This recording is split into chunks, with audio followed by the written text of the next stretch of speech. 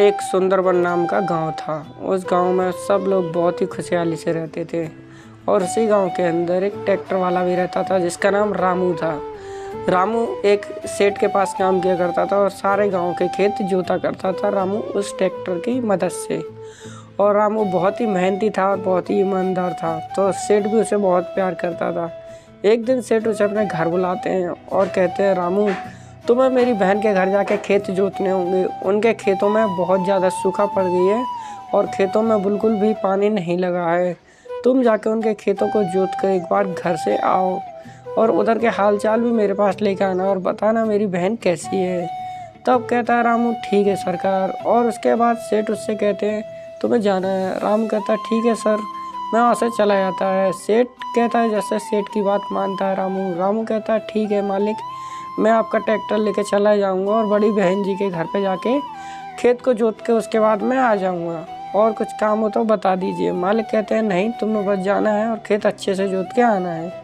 रामू कहता है, जी मालिक, मैं जा रहा हूँ। और रामू ये कह के निकल जाता है वहाँ से अपना ट्रैक्टर लेके। अगले दिन सुबह जब रामू उठता है सो के, तो वो जल्दी से निकल जाता है ट्रैक्टर लेके अपने बहन के घर मालिक की। और उसे पहुंचते पहुंचते काफ़ी सारी देर हो जाती है और उसे एक जंगल में रात हो जाती है। रात होने के कारण वो बहुत डरता है, उसे डर लगता है, लेकिन वो कुछ कहता नहीं किसी से और चुपचाप चला जाता है अपना ट्रैक्टर को लेके।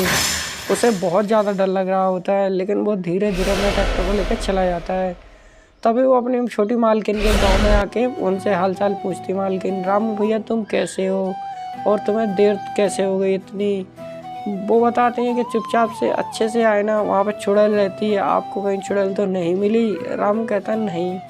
उसके बाद रामू कहता है, नहीं बहन, मुझे कहीं भी चुड़ैल नहीं मिली छोटी मालकिन मुझे बिल्कुल भी पता नहीं था कि जंगल में चुड़ैल रहती है, लेकिन हमारा ट्रैक्टर ख़राब हो गया था मालकिन, इसलिए ट्रैक्टर को सही करने में काफ़ी टाइम लग गया और मुझे डर भी बहुत लग रहा था मालकिन। पर मैं क्या करता, वहाँ पर मैं सिर्फ अकेला ही था और मैं कुछ कर भी नहीं सकता था, इसलिए ट्रैक्टर को सही करते करते टाइम हो गया, मैं क्या करता। उसके बाद छोटी मालकिन उसे सुला के चली जाती है अपने कमरे में।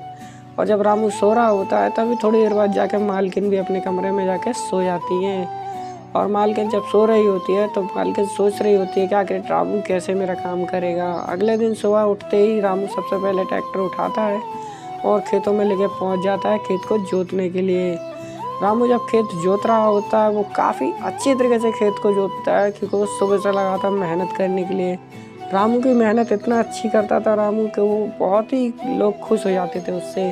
तभी छोटी मालकिन उसे एक जादुई सेब देती हैं और कहती हैं, ये सेब तुम किसी को मत देना और इस सेब को तुम लेके जाओ और इस सेब को अपने बच्चों को खिलाना। एक जादुई सेब है, इस सेब की मदद से तुम कभी भी भूखे नहीं मरोगे।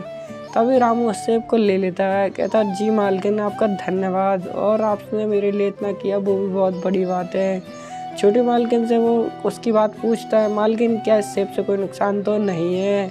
छोटी मालकिन कहती है, नहीं, इसमें कोई नुकसान नहीं है, तुम इसे किसी भी छोटे से थैले में डाल के लेके जाओ। तभी रामू उस सेब को लेके घर निकल जाता है एक थैले में डाल के। तभी उसे एक चुड़ैल मिलती है और रामू उसे डर के मार वो सेब दे देता है। रामू इतना डरपोक होता है कि उससे कुछ भी नहीं कहता। तभी चुड़ैल कहती है, मैं तुम्हें सेब के बदले में एक जादुई कुछ दूंगी और जो मैं तुम्हें देने वाली हूँ उससे तुम कभी भी भूखे नहीं मरोगे। तभी वो कहती है, नहीं। उसे एक पेड़ देती है। पेड़ लेके जब रामू घर आता है तो ललिता पूछती है, ये क्या लेके आए हो जी आप, इस पेड़ का हम करेंगे क्या। तभी वो कहता है कि एक जादुई पेड़ है, लेकिन उसकी बीवी कुछ विश्वास नहीं करती। रामू उस पेड़ को अपने आंगन में लगा देता है। अगले दिन सुबह जब रामू सो रहे होते हैं सब, अगले दिन जब सुबह होती है और रामू जब सो के उठते हैं तो उसके बाद वो देखेंगे कि क्या जादू हुआ उस जगह एक मैजिकल सेब का पेड़ लग जाता है पूरा का पूरा, और वो पूरा परिवार खुश होते हैं, डांस करने लगते हैं। तो आपको हमारी कहानी कैसी लगी?